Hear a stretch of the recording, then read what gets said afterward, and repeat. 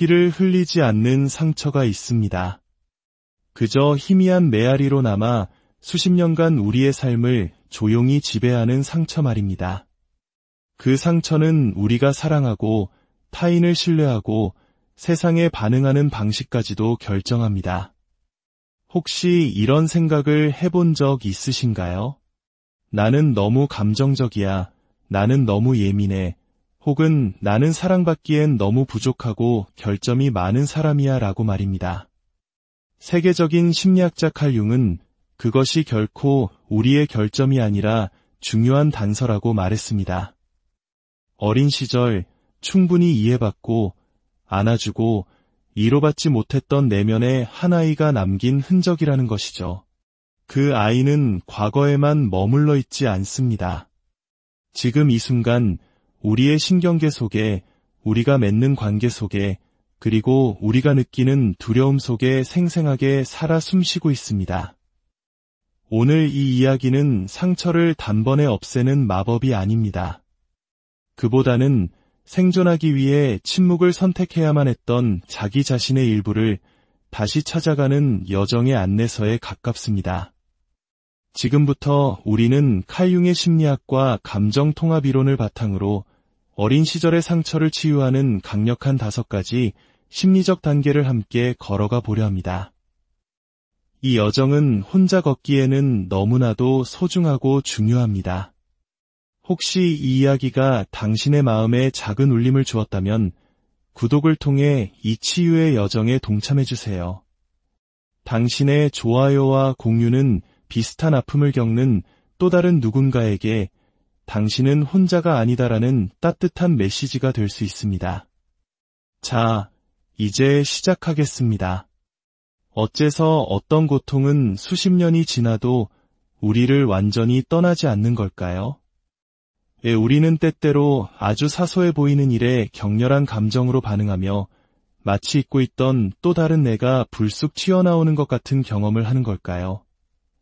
칼 융에 따르면 우리 안에 살아있는 것은 단순한 기억이 아닙니다. 그것은 바로 우리가 한때 지나왔던 어린 시절의 나이며 그 아이는 무의식 깊은 곳에 숨어 조용히 우리의 현재에 영향을 미치고 있습니다. 융은 이런 말을 남겼습니다. 무의식을 의식화하지 않으면 무의식이 당신의 삶을 지배하게 될 것이고 당신은 그것을 운명이라 부를 것이다. 우리 중 많은 이들이 강인함이라는 가면을 쓴 채 어른의 삶을 살아갑니다.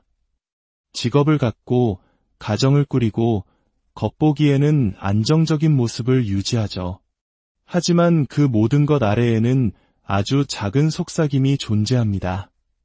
무언가 빠진 듯한 공허함, 이름 모를 아픔, 논리로는 설명되지 않는 긴장감 같은 것들 말입니다. 이러한 감정은 우리가 온전히 인정하지 못했던 과거의 상처에서 비롯되는 경우가 많습니다. 간절히 원했지만 결코 받지 못했던 따뜻한 눈길, 집안의 평화를 위해 삼켜야 했던 울음, 혹은 착한 아이일 때, 성공했을 때, 조용히 있을 때만 주어졌던 조건부의 사랑 같은 것들입니다. 어린 시절의 상처가 항상 눈에 보이는 학대나 큰 사건의 결과물인 것만은 아닙니다. 때로는 아주 미묘한 부재 속에서 태어나기도 합니다. 부모님이 곁에 계셨지만 정서적으로는 함께하지 못했던 시간, 늘 강해야만 한다는 압박감, 혹은 나의 존재 자체가 누군가에게 너무 벅차다는 느낌을 주었던 경험들 속에서 말입니다. 우리는 그 환경에 적응했습니다. 우리는 성취지향적인 사람이 되었고 완벽주의자가 되었으며 다른 사람의 기분을 맞추는 사람이 되었습니다. 그리고 그것을 성장이라고 불렀습니다. 하지만 진정한 치유는 과거를 외면하는 데서 오는 것이 아닙니다. 과거가 어떻게 여전히 우리 안에서 숨쉬고 있는지를 이해하는 데서 시작됩니다. 이 여정은 우리를 키워준 분들을 비난하기 위한 것이 아닙니다. 대부분의 부모님들은 그분들이 할 수 있었던 최선을 다하셨을 겁니다. 이 여정은 우리 안에 무언가가 상처받았다는 사실을 인정하고 오늘을 살아가는 어른이 된 나만이 그 아픔을 진정으로 돌볼 수 있다는 것을 깨닫는 과정입니다. 치유를 시작하기 위해 우리는 먼저 그 잊혀진 자아에게로 시선을 돌려야 합니다.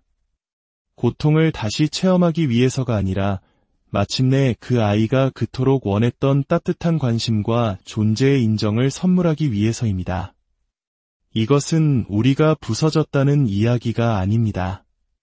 온전함을 찾아가는 이야기입니다. 그리고 치유는 우리가 마주해야 할 것들로부터 더 이상 도망치지 않기로 결심할 때 비로소 시작됩니다. 첫 번째 단계, 내면에 상처받은 아이 인식하기 치유를 향한 첫걸음은 행동이 아닙니다. 바로 알아차림입니다. 무언가를 고치기 전에 우리는 먼저 보아야 합니다. 위로하기 전에 먼저 인정해야 합니다. 당신의 안에는 한 아이가 있습니다. 비유적인 표현이 아닙니다. 심리적으로, 감정적으로, 그리고 에너지적으로 실제하는 존재입니다. 이 내면 아이는 추상적인 개념이 아닙니다. 사랑받는다는 것, 혹은 사랑받지 못한다는 것이 무엇을 의미하는지 처음으로 학습했던 당신의 일부입니다. 안전, 가치, 소속감, 그리고 수치심에 대한 최초의 믿음을 형성했던 존재이기도 하죠. 칼 융은 이 점을 깊이 이해했습니다. 그에게 있어 인간의 여정은 단순히 성장하는 것이 아니라 온전해지는 것이었습니다. 그리고 그 온전함은 우리가 오래전에 묻어버린 잊혀지고 부정당하고 상처받은 자아의 측면, 즉 그림자를 마주해야만 가능하다고 믿었습니다. 그 그림자 속에는 종종 우리의 내면 아이가 자리 잡고 있습니다. 우리 대부분은 그 아이가 한때 느꼈던 감정을 느끼지 않으려 평생을 애쓰며 살아왔습니다. 슬픔, 두려움, 부족함이라는 감정의 메아리로부터 필사적으로 도망쳐왔죠. 우리는 그 낡은 감정들에 유치하다, 극적이다, 상관없다는 꼬리표를 붙이며 합리화하고 축소하고 외면해왔습니다. 하지만 침묵은 치유가 아닙니다. 회피는 평화가 아닙니다. 그 아이는 여전히 무의식 속에 숨어 기다리고 있습니다. 그리고 어떤 계기로 인해 자극을 받으면 반응하는 것은 이성적인 어른이 아니라 바로 그 아이입니다. 아무도 자기 말을 들어주지 않았던 아이, 여전히 안전하다고 느끼지 못하는 바로 그 아이 말입니다. 이것이 바로 직장 동료의 사소한 거절이 세상을 잃은 듯한 절망감으로 다가오는 이유입니다. 답장이 없는 문자 메시지 하나에 극심한 불안에 휩싸이는 이유입니다. 작은 비판 한마디에 며칠 밤낮을 괴로워하는 이유입니다. 이것은 과잉 반응이 아닙니다. 해결되지 않은 반응입니다. 이름조차 붙여보지 못했던 상처로부터 비롯된 반응인 것입니다. 융은 우리가 무의식을 인식의 영역으로 가져오지 않는 한 무의식이 우리를 지배할 것이라고 가르쳤습니다. 따라서 감정적으로 통제 불능 상태에 빠졌을 때 그것은 비이성적인 행동이 아니라 우리가 번역하는 법을 잊어버린 언어로 내면 아이가 외치는 절규일 수 있습니다. 그렇다면 우리는 이 아이를 어떻게 알아차릴 수 있을까요? 다음 신호들로부터 시작해보세요. 관계에서 버림받을까 봐 늘 두려운가요? 끊임없이 타인의 인정이나 확인을 갈구하나요? 사소한 일에 폭발한 뒤 곧바로 수치심을 느끼나요? 모든 일이 잘 풀려갈 때쯤이면 오히려 스스로 행복을 망쳐버리나요? 삶이 충분히 괜찮아 보이는데도 설명할 수 없는 공허함을 느끼나요? 이것들은 성격적 결함이 아닙니다. 바로 신호입니다. 한때는 너무 작아서 말할 수 없었고 너무 두려워서 침묵할 수밖에 없었던 당신의 한 부분이 보내는 목소리입니다. 알아차림은 다리와도 같습니다. 그렇게 심한 일도 아니었어 라거나 나보다 더 힘든 사람도 많아 와 같은 말로 스스로를 기만하는 것을 멈추는 순간입니다. 그리고 마침내 이렇게 말하는 지점입니다. 그래, 내 안에 무언가가 상처받았어. 그리고 그건 중요한 일이야. 이것은 스스로를 피해자로 만드는 것이 아닙니다. 스스로의 목격자가 되는 것입니다. 부인을 멈추고 진실 속으로 부드럽고 자비롭게 하지만 정직하게 걸어 들어가는 것입니다. 내면의 상처받은 아이를 알아차리는 순간 무언가 변화하기 시작합니다. 당신은 자신의 행동을 결점이 아닌 생존 전략으로 이해하게 됩니다. 그토록 집착했던 완벽주의는 비난으로부터 당신을 지켜주기 위함이었고, 습관이 된 침묵은 처벌로부터 당신을 보호하기 위함이었으며, 쉴 틈 없는 바쁨은 마주할 준비가 되지 않았던 슬픔을 느끼지 않기 위한 방어기제였습니다. 모든 대처 방식에는 한때 그 나름의 논리가 있었습니다. 그리고 그 모든 것은 당신의 내면 아이를 보호하기 위한 것이었습니다. 하지만 이제 그 아이는 더 이상 위험에 처해 있지 않습니다. 당신은 더 이상 무방비 상태가 아닙니다. 세상은 여전히 거칠지 모르지만 당신은 과거의 당신이 아닙니다. 이는 곧 당신이 이제 생존을 멈추고 치유를 시작할 수 있다는 의미입니다. 알아차림은 쉽지 않습니다. 평생을 피해왔던 장소를 다시 방문해야 할 수도 있습니다. 하지만 그것은 또한 심오한 사랑의 행위입니다. 내면의 상처받은 아이를 알아차린다는 것은 이렇게 말하는 것과 같기 때문입니다. 이제 내가 너를 알아봐 줄게. 나는 너를 믿어. 그리고 다시는 너를 혼자 두지 않을게. 그것 자체로 이미 치유의 시작입니다. 두 번째 단계, 억압된 감정을 위한 공간 만들기. 내면의 상처받은 아이를 인식했다면 다음 단계는 그것을 고치는 것이 아닙니다. 바로 느끼는 것입니다.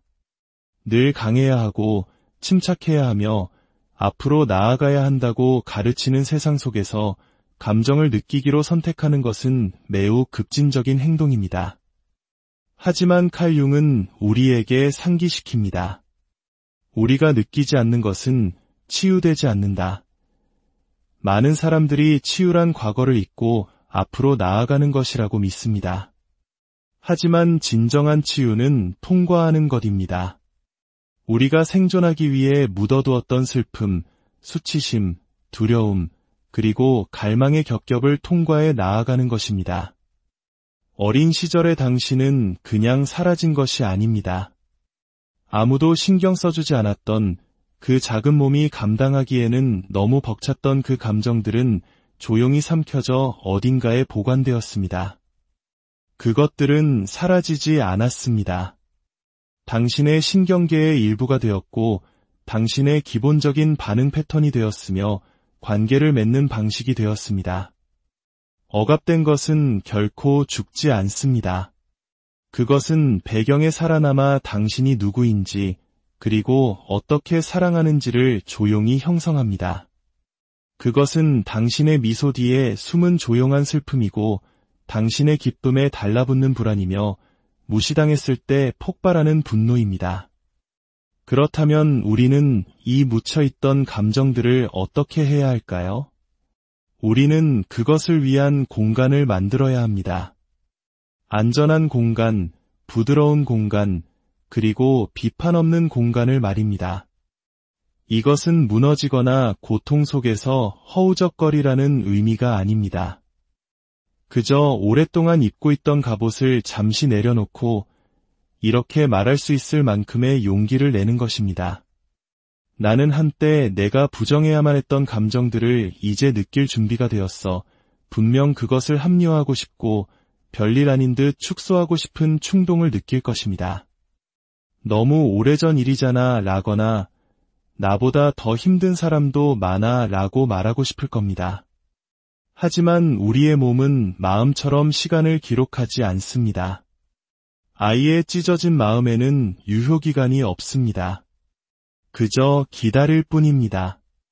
그리고 당신이 마침내 그 고통을 편집하거나 고치거나 정당화하려 애쓰지 않고 그저 함께 앉아있을 때 당신은 수년간 얼어붙어 있던 감정을 비로소 소화할 기회를 스스로에게 주는 것입니다. 감정의 배출구가 없을 때 어떤 일이 일어나는지 융은 잘 알고 있었습니다. 그는 의식으로 가져오지 못한 것은 운명으로 되돌아온다고 썼습니다. 이것은 미신이 아니라 뇌과학에 가깝습니다. 억압된 감정은 무의식적인 반응이 됩니다. 그렇다면 이것은 구체적으로 어떤 모습일까요? 아마도 어떤 기억이 떠올랐을 때 흐르는 눈물을 그대로 허락하는 것일 수 있습니다. 누군가 당신에게 해주었으면 했던 말들을 일기에 적어보는 것일 수도 있습니다. 두려웠던 순간을 다시 방문하되 그것을 재현하기 위해서가 아니라 이제는 어른이 된 당신의 연민 어린 시선으로 그 순간을 재해석하는 것일 수도 있습니다. 왜냐하면 당신은 더 이상 그 아이가 아니기 때문입니다. 이제 당신은 한때 당신에게 필요했던 것, 즉 위안과 인내, 그리고 보호를 스스로에게 제공할 수 있는 존재가 되었습니다. 이것은 퇴행이 아니라 재통합입니다. 내면의 아이는 밀어내야 할 존재가 아닙니다. 환영받아야 할 존재입니다. 그리고 그 환영은 아이의 고통을 위한 자리를 내어주는 것에서 시작됩니다. 무시하지 않고 서둘러 지나치지 않고 그저 조건 없이 함께 있어주는 것입니다. 물론 아플 것입니다. 하지만 그 모든 것을 수십 년간 억누르고 있는 것도 고통스러운 일이었습니다. 아픔 자체가 문제가 아니었습니다. 문제는 침묵이었습니다. 억압된 감정이 수면 위로 떠오르도록 허락할 때 당신은 자신이 살아온 무의식적인 감옥을 해체하기 시작합니다. 당신을 자극하던 것들에 뿌리가 있다는 것을, 당신의 수치심에 역사가 있다는 것을 알아차리기 시작합니다. 그리고 그렇게 함으로써 당신은 자신의 힘을 되찾게 됩니다. 더 이상 맹목적으로 반응하는 것이 아니라 의식적으로 응답하게 되기 때문입니다. 뜬금없이 폭발하는 것이 아니라 이것은 오래된 고통이 새로운 형태로 나타난 것이구나 라고 이해하게 됩니다. 그 명료함의 순간, 바로 그것이 변화입니다. 천천히 감정적인 경랑은 힘을 잃어갑니다. 공황은 속삭임이 되고 슬픔은 부드러움이 되며 두려움은 새로운 공간이 됩니다. 넌 너무 예민해, 넌 너무 의존적이야, 넌 너무 극적이야 라는 말을 들어왔나요? 그 꼬리표들은 내면화되었고 당신은 지극히 인간적인 감정들을 삼키는 법을 배웠습니다. 하지만 예민함은 약점이 아닙니다. 의존성은 실패가 아닙니다. 표현은 부끄러운 일이 아닙니다. 이것들은 상처이며 상처는 보살핌을 받을 자격이 있습니다. 자, 이제 스스로에게 물어보세요. 나는 무엇을 침묵 속에 품고 살아왔는가? 그리고 외면하는 대신 그것을 향해 몸을 돌리세요. 슬픔이라면 슬퍼하도록 내버려 두세요. 두려움이라면 움츠러들지 말고 그 이름을 부르세요. 갈망이라면 그 아픔을 온전히 느끼세요. 감정을 느낀다고 해서 당신이 연약한 것이 아닙니다. 마침내 그것을 허락했기에 당신은 강력한 것입니다. 연민으로 끌어안는 것은 치유되고 수치심으로 밀어내는 것은 계속 남습니다. 세 번째 단계, 고통이 만든 믿음 다시 쓰기. 모든 아이는 이야기를 만들며 자랍니다. 자신이 누구인지에 대한 이야기, 사랑이 무엇을 의미하는지에 대한 이야기, 그리고 안전하고 인정받기 위해 무엇을 해야 하는지에 대한 이야기를 말입니다. 하지만 그 이야기들이 진실이 아닌 생존 전략에서 태어났다면 어떻게 될까요? 칼 융은 우리의 성인으로서의 성격 대부분이 의식적인 선택이 아니라 해결되지 않은 어린 시절의 믿음의 그림자라고 가르쳤습니다. 우리가 선택한 믿음이 아니라 우리를 형성한 믿음 말입니다. 당신의 정서적 욕구가 무시, 비일관성, 혹은 비판을 통해 충족되지 않았을 때 어린 당신은 나를 돌봐주는 사람에게 문제가 있구나 라고 결론 내리지 않았습니다. 대신 나는 부족한 아이구나 라고 결론 내렸습니다. 아이들은 분석하지 않습니다. 모든 것을 내면화합니다. 그리고 바로 그 지점에서 거짓된 진실이 태어납니다. 나는 사랑을 얻기 위해 노력해야 해. 내가 완벽해지면 안전해질 거야. 내 감정은 문제일 뿐이야. 누군가에게 의지하는 건 약한 거야. 사람들을 행복하게 해주지 않으면 그들은 날 떠날 거야. 익숙하게 들리시나요? 이 믿음들은 당신의 논리적인 마음에 살지 않습니다. 당신의 신경계에 살고 있습니다. 관계, 직업, 심지어 자존감까지 모든 것을 바라보는 렌즈가 됩니다. 이것이 당신이 사소한 일에 그토록 크게 흔들리는 이유입니다. 타인의 인정이 산소처럼 느껴지고 휴식이 불안하게 느껴지며 경계를 설정하는 것이 배신처럼 느껴지는 이유입니다. 이 중 어느 것도 당신이 망가졌다는 의미가 아닙니다. 당신이 고통에 의해 프로그래밍 되었다는 의미입니다. 상처가 이야기를 만들었고 그 이야기가 당신의 정체성이 되었습니다. 하지만 여기에 융이 제시한 희망이 있습니다. 무의식에 의해 만들어진 모든 것은 의식적인 알아차림을 통해 재구성될 수 있습니다. 당신은 더 이상 진정으로 당신의 것이 아니었던 믿음대로 살아갈 필요가 없습니다. 그렇다면 어떻게 시작해야 할까요? 우리는 먼저 그 대본의 의문을 제기하는 것부터 시작합니다. 비판이 아닌 호기심으로 스스로에게 물어보세요. 사랑받기 위해 나는 어떤 사람이 되어야 한다고 믿었는가? 안전하다고 느끼기 위해 나의 어떤 부분을 숨겨야 했는가? 나는 어떤 감정적 욕구를 침묵시키는 법을 배웠는가?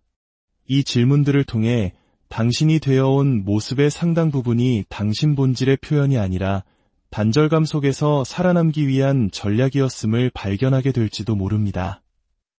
이것이 바로 내면 아이 작업이 주는 가슴 아픈 동시에 해방적인 깨달음입니다.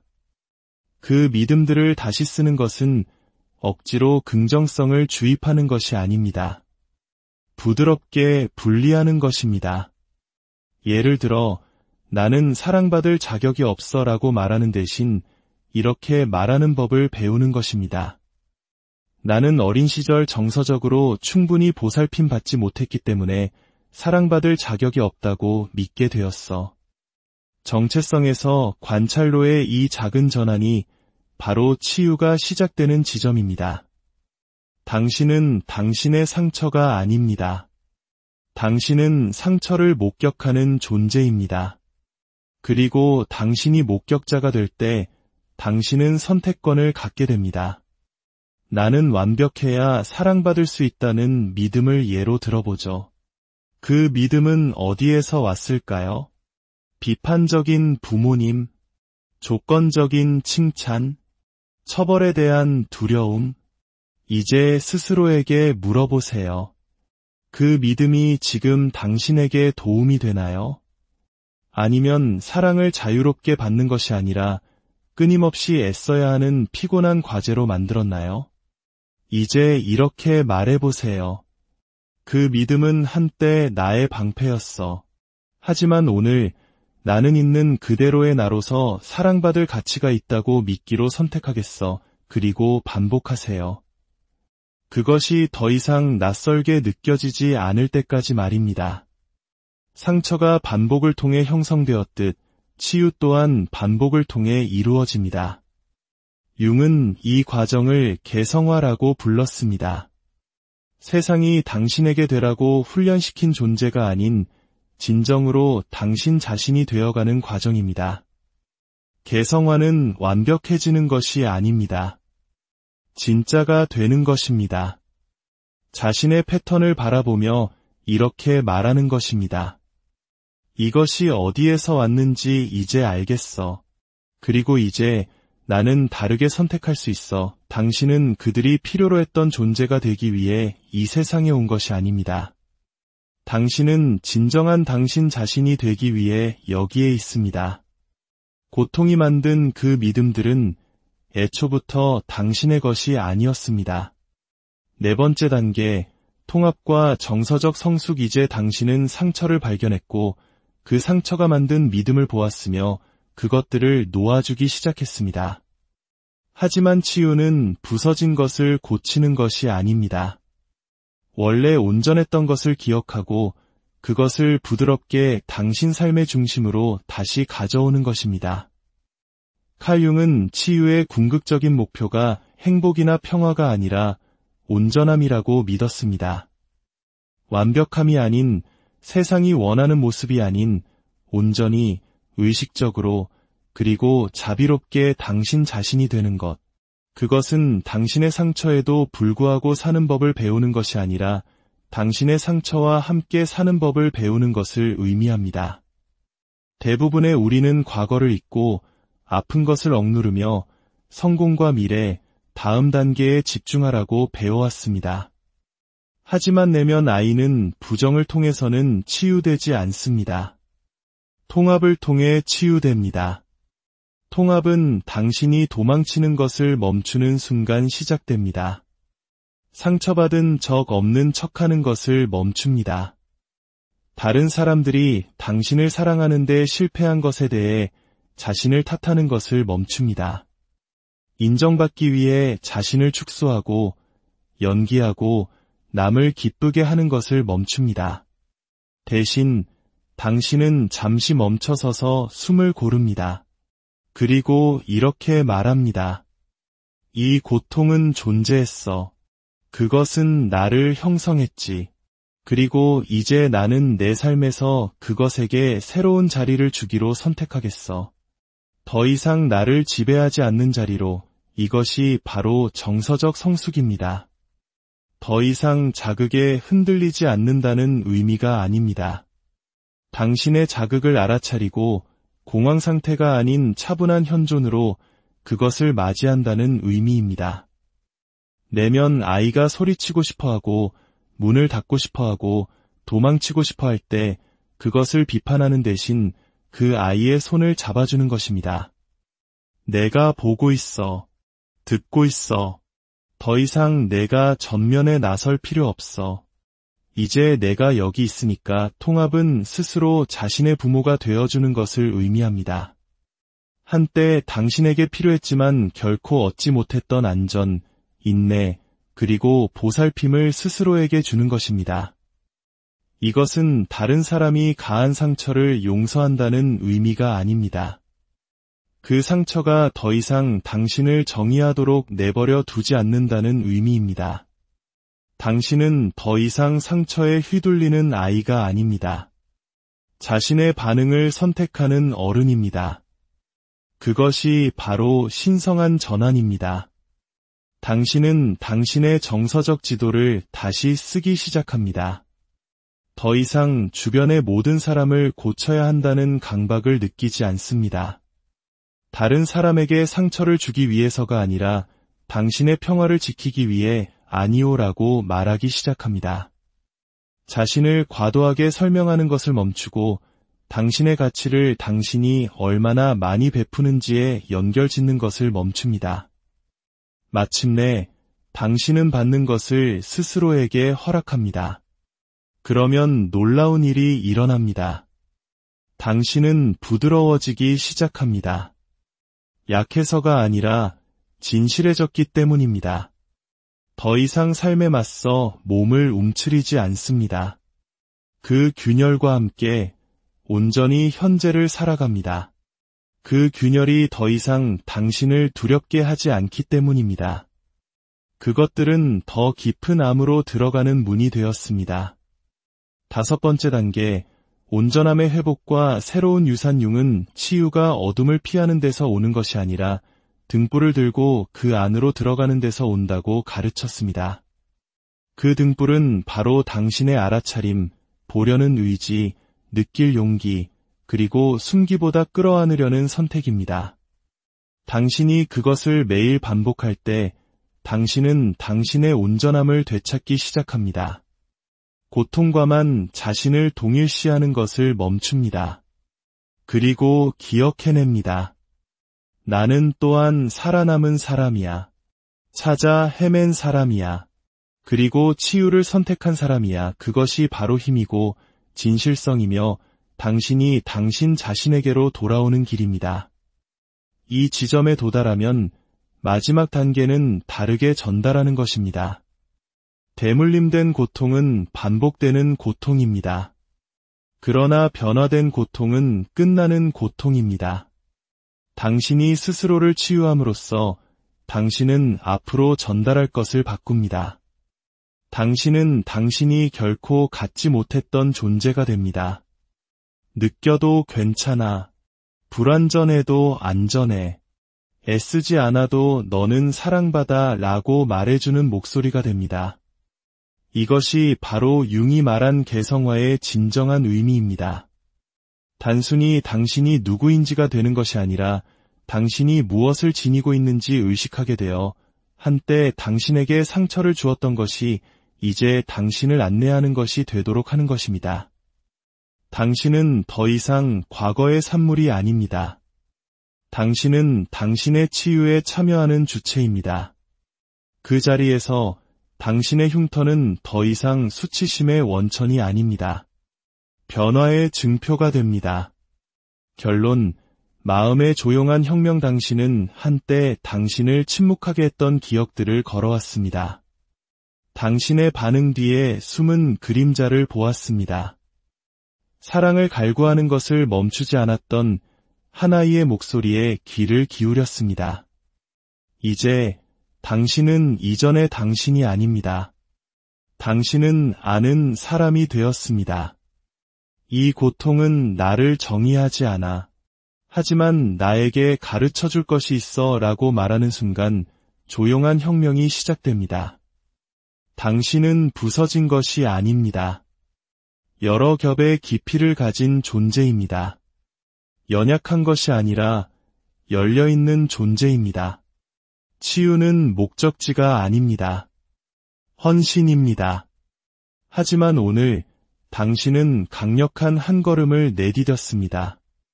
대부분의 사람들이 도망치는 것을 마주했습니다. 그리고 그 용감한 행동 속에서 당신은 다른 사람들에게도 느끼고 정직해지고 시작할 수 있는 허락을 준 셈입니다. 그러니 만약 가슴이 답답하다면 숨을 깊게 들이쉬세요. 눈가가 시큰거린다면 눈물이 흐르도록 두세요. 당신은 무너지고 있는 것이 아닙니다. 당신은 펼쳐지고 있는 것입니다. 그리고 만약 언젠가 이 사실을 잊게 된다면 낡은 수치심이 다시 스며들고 세상이 당신에게 더 작아지라고 요구한다면 이것을 기억하세요. 당신 안의 아이는 더 이상 혼자가 아닙니다. 이제 당신이 여기 있습니다. 그리고 그것이 모든 것을 바꿉니다. 당신 자신에게로 돌아오는 이 여정에 함께